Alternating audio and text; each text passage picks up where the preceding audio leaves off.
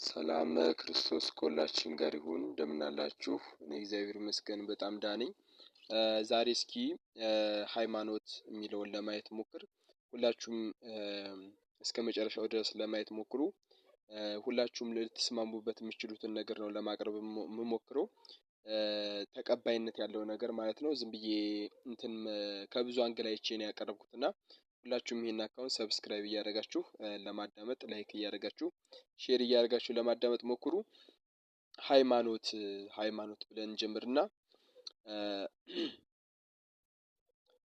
ሃይማኖት ሁሉም ሰው ሃይማኖት ያገኘው ከቤተሰቡ ነው የሚል ሀሳብ አለና በዚህ ሁላችሁም ትስማማላችሁ መቼም። ሁሉም ሰው ሃይማኖት ያገኘው ከየት ነው? ከቤተሰቡ ነው። ከቤተሰቦቹ ሃይማኖት ሲያገኝ ቤተሰቡ እውነተኛ ነው ትክክለኛ ነው ብሎ የሚያስበው ግንሳ ትክክለኛ ነው ብሎ የሚያስቡት ነገር እውነተኛ ትክክለኛ ነው ብሎ ማሰብ ግን ምን አይደለም ትክክል አይደለም ማለት ነው። ቤተሰብ እውነተኛ ነው ብሎ ጎጂ ልማዳዊ ድርጊቶች ሊያደርግ ይችላል። ያ ነገር ግን እውነተኛ ወይንም ይሄ ጠቃሚ ነገር ነው እያለ አይደለም ማለት ነው። እነሱ ጠቃሚ ነገር መስሏቸው ይዘውት ሊሆን ይችላል፣ ግን ያ ነገር ግን ጠቃሚ ላይሆን ይችላል። ሌላው ደግሞ ከዛ ግን ነፍስ ካወቅን በኋላ እኛ ማለት ነው እኛ ልጆቹ መመርመር የኃላፊነት ወይንም የቤተሰባችን ኃላፊነት ሁሉ ትክክል ነው ብሎ ማመን ስህተት ነው። ለምሳሌ ቤተሰቦቻችን ተሳስተው እንደዚህ ጎጂ ልማድ ቢያደርጉ ብያቸዋለሁ። ስንማር እኛ ያንን ጎጂ ልማድ ምን ማለት እንችላለን ማለት ነው እናስቀራለን። ለልጆቻችን ምን እንዳይደርስ ማለት ነው። ልጆቻችን በዛ ነገር እንዳይሰቃዩ ወይንም ወደ ገሃነብ ሃይማኖት ደግሞ ሲሆን ደግሞ ወደ ገሃነብ እንዳይገቡ ምን እናደርጋለን ማለት ነው እናግዛቸዋለን፣ እናስተካክላቸዋለን ማለት ነው። እኛ ሃይማኖትን እንዲህ ነው የምናምነው። ምን የምናስበው እግዚአብሔር ራሱ ለሰዎች የገለጠበት ነው ብለን ነው የምናምነው። ምን ሃይማኖት የምናምነው እግዚአብሔር ለነቢያቱ በብዙ ጎዳና ይገለጥ ነበር። ማን? እግዚአብሔር።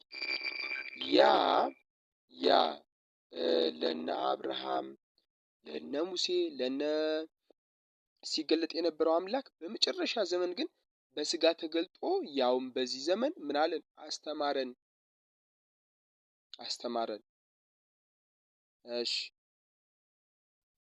ሌላው ደግሞ ሃይማኖቱን ደግሞ ስንፈትሽ ሙሴ ምን ብሎ አስተምሯል፣ ኢሳይያስ ምን ብሎ አስተምሯል እያል የነቢያቱን ተዋረድ እናያለን ማለት ነው። ራሱ እግዚአብሔር ተገልጦ መጣ። ምን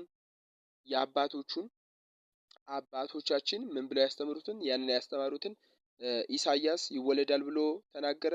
ክርስቶስ ተወለደ በአዲስ ኪዳን።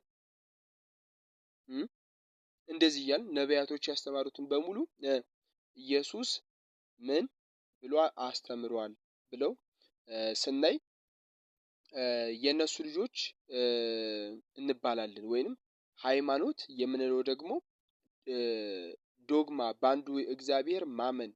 እኛ ደግሞ ምንድነን? ይህንን የምናል እናሟላለን ማለት ነው።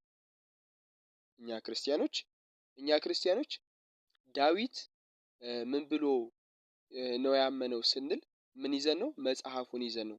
ዝም ብለን እናምናለን በማስረጃ ነው መጽሐፍ ምናምን አንልም። መጽሐፉን ይዘን ዳዊት ምን ብሎ ያምናል የሚለውን ነገር በመጽሐፉ ይዘን ነው የምናወራው ማለት ነው። እኛ ክርስቲያኖች ዳዊት ምን ብሎ ወይንም ቀጣይ ደግሞ ወደ ክርስቶስ ስንሄድ ክርስቶስ ከአብ ዘንድ የተላከ ነው ስንል ለምሳሌ አሁን ለነቢያቱ ክርስቶስ ይወለዳል ብለው ሰበኩ። ከዛ ክርስቶስ ሲመጣ ክርስቶስ ከአብ ዘንድ የተላከ ነው ስንል ላይክ አሁን አንድ ሰው ይሄ መላክ የሚለው ቃል ማለት ነው መገለጥ በሚለው ይፈታል። ማን? ኢየሱስ ክርስቶስ ተላከ ሲባል ተገለጠ በሚለው ይፈታል። ምን ማለታችን ነው? አምላካችን እግዚአብሔር ወልድ በጠባብ ደረት በአጭር ቁመት ተገለጠ ማለታችን ነው። ይህ ሲባል መገለጡ ከአምላክነቱ ጎደለ አይደለም፣ በስጋ ተገለጠ ወይንም ስጋችንን ነሳ እያልን ነው እንጂ ማለት ነው። ማን? እኛ ክርስቲያኖች። ስለዚህ ክርስቶስ በስጋ ተገለጠ ስንል እኛ ምን እያልን አይደለም ማለት ነው። ይሄ ሰው ብቻ አይደለም እያልን አይደለም ማለት ነው። ሰው ብቻ ሳይሆን ምን እያለ ነው? አምላክም ነው እያልን ነው ማለት ነው። ለምሳሌ አሁን መጽሐፍ ቅዱስ ዮሐንስ ወንጌል ምዕራፍ 1 ከቁጥር 1 ጀምሮ እንዲህ ይላል። በመጀመሪያ ቃል ነበር ይላል። ከዚያስ ቃልም በእግዚአብሔር ዘንድ ነበር፣ ቃልም እግዚአብሔር ነበር። ያያችሁና ስለዚህ ይሄ ዮሐንስ የመጀመሪያውን ነገር ከመጀመሪያው ዮሐንስ በንስር ይመሰላል በነገራችን ላይ እና ከላይ ጀምሮ ነው የጻፈውና በንስር መመሰሉም ወደ ላይ ከፍ ብሎ ሚስጥሩን አውቆ ያን ሚስጥር ስለጻፈልን ነውና በመጀመሪያ ቃል ነበር፣ ቃልም በእግዚአብሔር ዘንድ ነበረ፣ ቃልም እግዚአብሔር ነበር ይላል። ይህም በመጀመሪያ በእግዚአብሔር ዘንድ ምን ነበረ?